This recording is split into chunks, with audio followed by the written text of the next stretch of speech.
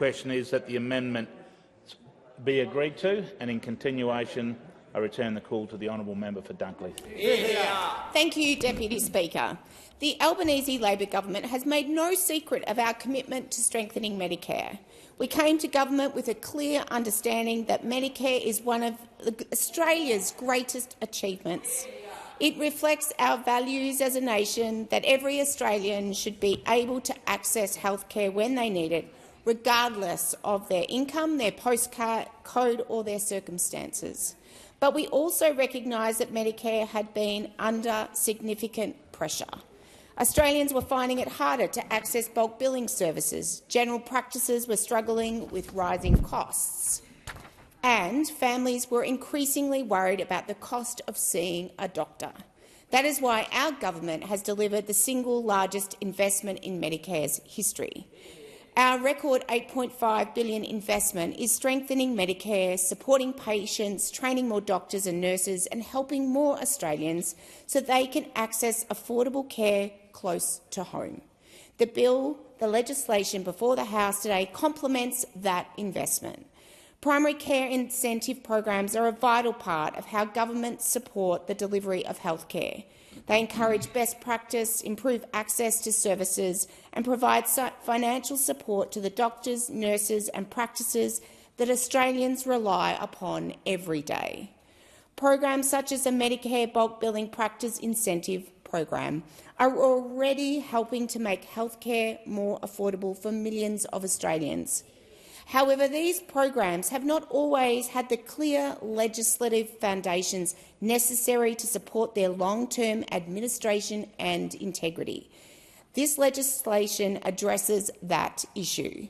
It establishes a clear framework for Commonwealth primary care incentive payment programs, ensuring they can be administered effectively, transparently and responsibly.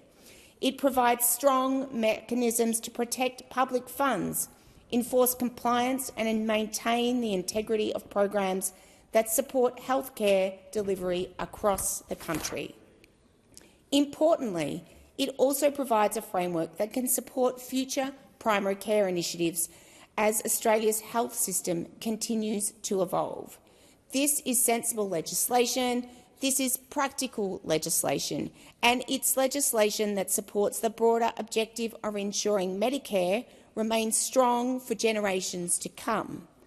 The importance of strengthening Medicare is something I hear about regularly in my electorate. Whether I'm speaking with families in Frankston, meeting with seniors in Seaford, talking to young parents in Carrum Downs, or chatting with local residents at community events across the electorate, accessible, affordable healthcare is always a priority and welcomed. People want to know they can see a doctor when they need one. They want to know that costs will not be a barrier to receiving care, and they want confidence that Medicare will continue to be there for them and their families. That is exactly why the Albanese Labor Government's investment in Medicare matters.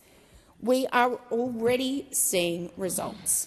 On the 1st of November, the government expanded the general practice bulk billing incentive to all Australians and began providing practices with an additional 12.5% incentive payment if they bulk bill all of their patients all of the time.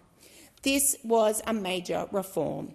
It sent a clear message to general practices that we value bulk billing and that we are prepared to invest in it.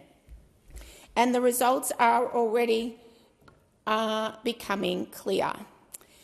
The latest quarterly bill data shows that the national GP bulk billing rate was 81.9% for the January to March quarter. And on that note, I would like to conclude.